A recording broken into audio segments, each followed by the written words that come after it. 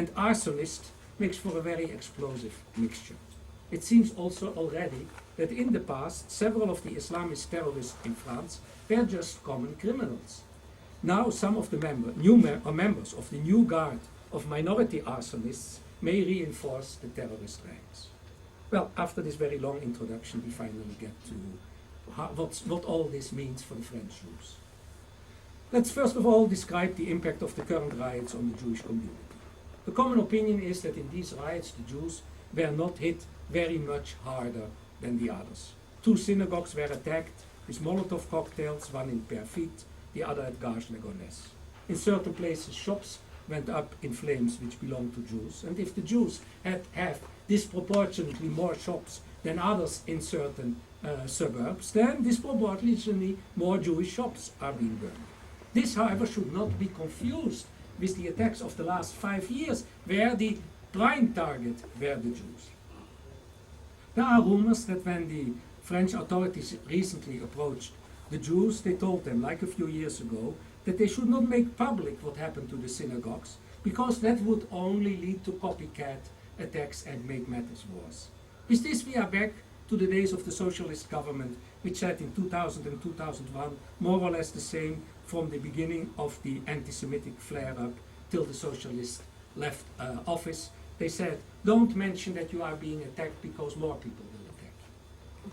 This time, I must say, the position of the French government was somewhat more understandable than under the socialists, because the current government had simply lost control over the events for some days. Now, you can claim that as you anyhow cannot protect anybody, if the Jews are being attacked more than others, you can also not protect the Jews, so it's better to make a maximum effort not to draw attention to the Jews.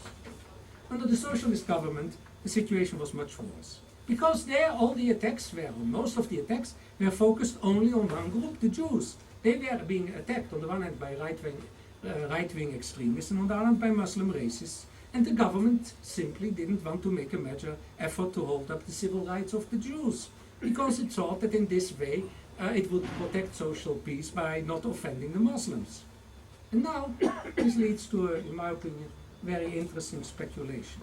You might say that if the French government had, a few years ago, protected the Jews more forcefully when they were attacked, the rioters would have known in 2005 that they were up against a determined government.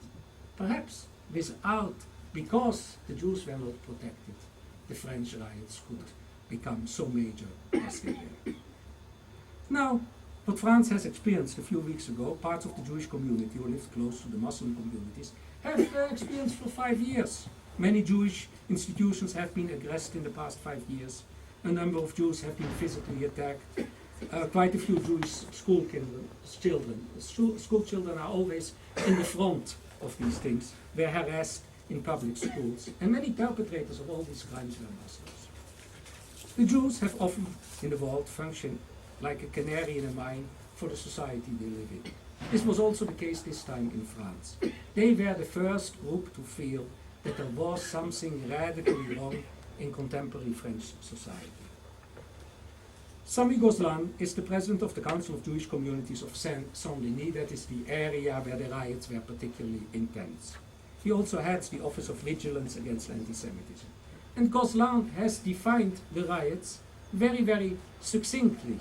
He said, I quote, "The anger that was being channeled toward the Jews in the past is now instead directed at the French state. Instead of Jews, they are attacking the police." End of quote. There are 5 stages, which I'll run through very rapidly, in the transition from how did we get from the major outburst of anti-Semitism in France in the 21st century leading to the autumn riots. Stage 1, you have it, I hope, there, yeah. There is a major outburst of anti-Semitism from autumn 2000. The French socialist government makes substantial efforts to deny the incidents or their anti-Semitic character of all these verbal and physical attacks. In June 2002, by that time, the conservative UMP has taken over the government.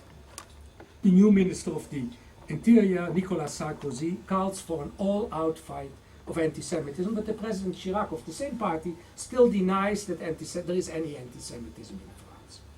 In stage 3, in November 2003, also Chirac turns and says, after 3 years of anti-Semitic incidents, yes, there is anti-Semitism in France, and now this is the official French policy, and it's acknowledged by everybody. In November 2004 comes a very little noticed report prepared for the then Minister of the Interior, Villepin, who is now the Prime Minister, and in this report, a non-Jewish expert, Ruffin, says that the anti-Semitism in France cannot be fought unless you fight the hate atmosphere against Israel, which prevails in France. And then finally, we get to the real target. In spring 2005, there are many attacks by Arabs and blacks on white students during demonstrations. These minority races target the whites. An earlier indication, as I said, was at the football match France-Algeria in October 2001.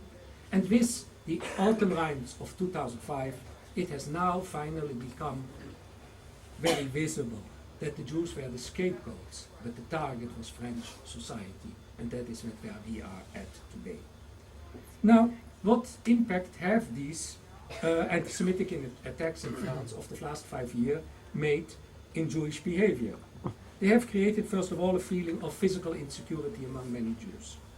They have caused much greater security expenses for Jews. The changed attitudes may also have been strengthened by these recent riots. And we have also seen the efforts of Jews to move away from quarters with a high minority population to other areas where more Jews live. We have seen an increasing number of Jewish people and teachers joining Jewish schools. Attendance in Jewish schools is increasing. Alternatively, Jews are leaving public schools and are joining Catholic schools. As a result of the outburst of anti-Semitism in French society over the last 5 years, the percentage of French Jews who were considering aliyah or immigration has substantially increased. There is research by the sociologist Eric Cohen last year which said that about 100,000 of the 550,000 Jews in France intend to leave. Now, those Jews who say in a poll that they consider immigration do not necessarily leave. There are substantially family reasons, employment reasons, why these people stay put despite their desire to emigrate. Some of these Jews may now understand that the riots indicate a paradigm shift. Due to the multiple anti-Semitic incidents of the last 5 years, many Jews considered that the future of Jews in France was clouded. Now, these and perhaps other Jews may consider that the future of France itself has become insecure. And it is likely that this feeling will accelerate Jewish emigration somewhat in the coming years. And those Jews who do not want to emigrate and consciously see their future, then the population at large. Now, what has this Muslim immigration coming back done in France, done to the Jewish community? Most of the impact of this great immigration for the Jews has been extremely negative. Many Muslim immigrants and their children are anti-Jewish. The anti-Semitic attacks in France, in part from Muslims, are a direct, but not the only expression of this negative attitude. Now, there are also other influences. The large number of Muslims in France has further negatively influenced political attitudes, both as far as the Jews and as far as Israel are concerned. The socialist government didn't want to deal with the anti-Semitic incidents because they didn't want to upset the Muslims and disturb what they called social peace. Politicians want to get the votes of this massive Muslim community and therefore take even more anti-Israeli positions. But it's very important to note that the scapegoating of the Jews and Israel hasn't helped the French, because these riots, which we have had now, have disturbed the social peace in France in a much bigger way than the anti-Semitic incidents ever could have done. And there are also some other aspects which will impact on the Jews, which simply, because I don't want to run too long, I cannot deal here because of lack of time. The French government, of course, is likely to foster even more the Jewish-Muslim dialogue, because as long as the Jews and the Muslims talk, you can keep up the illusion that there is social peace. And the government will also have to reflect more precisely on how it deals with the religion of Islam. And if you change your position toward Islam, what will the position be on those religions which have been along in France for a slightly, and have a slightly longer history than France, for instance, Catholicism, or Protestantism, or Judaism. Now, from the Jews to Israel. What do these riots mean for Israel? First of all, simple things. They will bring a bit more or lean to Israel. Quality may be much more important here than quantity. We will see more French youngsters studying in Israel. We'll see more French Jews buy houses here. The prices of certain real estate in Jerusalem have skyrocketed thanks to them.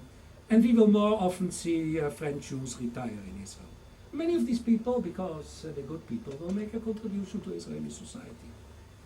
Secondly, there will be an impact from the decline in France's influence in Europe. Now, on the surface, it seems that this can only be good for Israel, as France has been the dominant player in Europe as far as causing political damage to Israel. There is, however, a second alternative, which I've already pointed out earlier this year when I analyzed the impact of the French rejection of the EU constitution, and which led to a substantial weakening of the standing of France in Europe.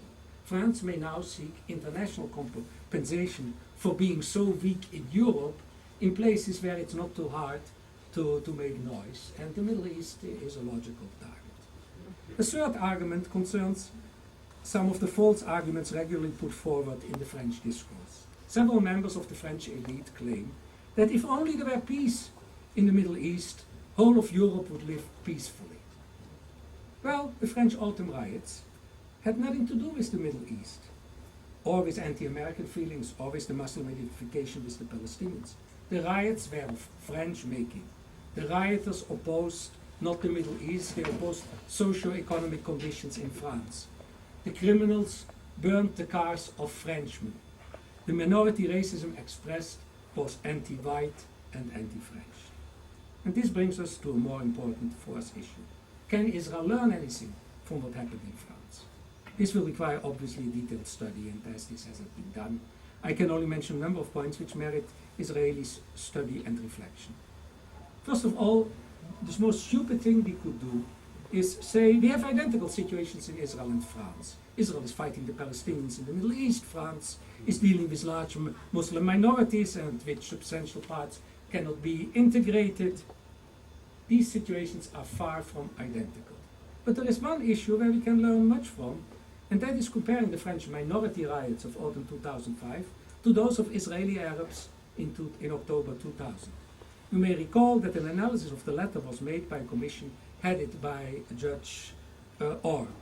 I didn't know that Professor Israeli would be with us, but I prepared a quote from him. I'll quote his comments on the conclusions of the Orr Commission report. He wrote, quote, "They pretended that discrimination against the Arabs was at the root of the violence, instead of calling the Arabs to task for their violence that had no justification. A false balance was established between the violent breakers of the law and the police who tried to contain them." End of quote of Professor Israeli. I think that in light of the French events, the Orr report should be re-examined. In France, there were now also voices who said similar things, which focused their ire on the government instead of calling the rioters to task for their violence. There were now also people in France who tried to establish a balance, an equilibrium between the violent breakers of the law and the police who tried to contain them. These voices, we can clearly see where these voices came from. They came from the left and the extreme left. I cannot judge the Orr report. It was presented as a report from a commission with a majority of judges. But in light of the riots in France and the reactions to them, it should now be analyzed that as these conclusions are so evidently extreme left and left conclusions, whether it was perhaps a political report which expressed left-wing opinions. The French riot have given us the occasion to research this matter and this judgment on this commission report in much more detail and find an answer. But I don't know what that answer is yet. The development of the French riot should also make Israelis inclined to thank today the Israeli police that matters here didn't get as much out of hand in October 2000 with the Arab riots as they did in France in autumn 2005. There are also many issues to be studied in comparing the two riot cases. I just give the headings: public support for the rioters among the minority population and among parts of the majority population, government-police relationship, interaction between the government and the media, the behavior of the media, what government measures the respective reports led to after riots led to. And it will be very interesting to see, will the French appoint also an OR commission to study the riots and all these aspects? And if so, in course of time, the comparison of these two documents on the riots will make for a nice doctoral thesis for somebody. There is one major issue where Israel, France and the rest of Europe will have to see eye to eye in the coming years. Europe will not be able for much longer to ignore the massive hate and incitement to genocide, violence and other extremism which continuously comes out of parts of the Muslim and Arab world. The major evil propaganda bodies in the world, they are mainly located in that part of the world. Ignoring this will no longer be possible, not only because of terrorism which emanates from there, but because it is such a substantial factor in fomenting unrest among Muslims in the West, of which the French riots have so far been the major outburst. The French, like other Europeans, didn't care much about the violent verbal anti-Semitism which came from the Muslim and Arab world. As long as it was only addressed against the Jews in Israel, who cares? But now, for the integration of minority programs to have some kind of success, the French will have to realize that the anti-French sentiment which these riots expressed, the blatant racism of a substantial number of Muslim children in French schools, and in extremis, the recruitment of Islamist terrorists from French soil, they all are being stoked by these purveyors of hate in Muslim countries and their allies in France. As long as the French and the other Europeans aren't willing to address these purveyors of hate, even more French money will be spent on integration, which will be wasted. There is little chance that I'm wrong when I forecast that the incitement propaganda will create a substantial number of additional new problems for Europe in the coming years. Now, it isn't easy to convince the French or the Europeans that you have to take the Arab and Muslim inciters in the Middle East and domestically to task. But it is a matter Israel and the French should try to promote intensively, as it is mutually beneficial. It's not easy, and that emerges from a book which came out in October by Barbara Lefebvre and F. Bonivar. They analyze how French high school textbooks analyze current affairs. Now, the conclusion of this 350-page book can be summarized in 2 sentences. The first is, French specialists in anti-terrorism have concluded that Islamist terrorism is the main threat for the West for at least the coming 25 years. The other sentence is that the French textbooks are presenting a picture that the United States is the major problem for France. Easy or not, the awareness of the threat of hate incitement will have to be enhanced in European society.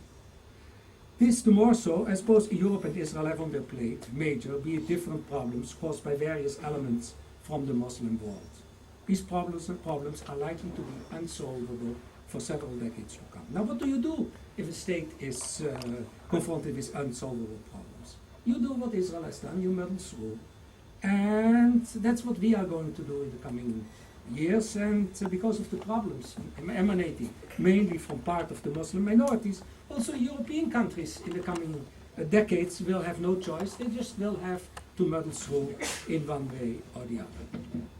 At the beginning of my presentation, a bit long, which is now coming to its last minute, I said that the essence of what I have to say is that French policies are not only a major danger to the Western world, to Israel, they are also a major danger to France itself.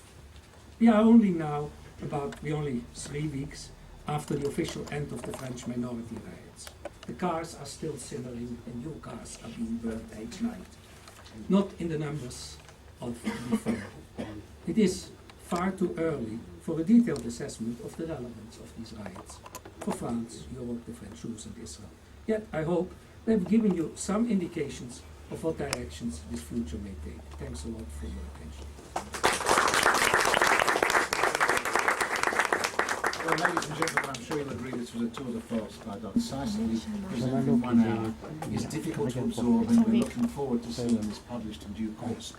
We're going to have some discussion, but we're going to try and limit it because otherwise I know there's an enormous amount to be said. Let's start over here. Before the riots, Could I ask you to stand up and identify yourself? nice singer. Before the riots, Wait, I'm sorry, can you just wait one moment? We have a microphone and we're going to be passing around. Turn it up to turn it on and push down to turn it off. Turn it off after you're finished and then pass it to the other. my name is Max Singer. First of all, I want to compliment Manfred because it really was. Now? Yes? First of all, I want to say how much I appreciate Manfred's talk, which really gave a lot of insight into a very complicated issue. I want to raise the possibility of a simplifying question. Before the riots, there were a lot of people who said that Europe is doomed to be, and especially France, to be Islamized, talking particularly about the growth of the Muslim population. So one way to look at the whole situation is to say, the question is whether or not the French will assert themselves and take control while they still have the power, or will they let themselves gradually become dominated by the Muslims? And so the question is how this affected that uncertainty, which is the fundamental, seems to me, maybe it's too sharp a statement, but I think sort of the fundamental way to look at what's going to happen in France, and then France will, of course, have an impact on the rest of Europe. I'm going to take clusters of questions. Yes, sir. Yeah. Can I have the mic? The mic.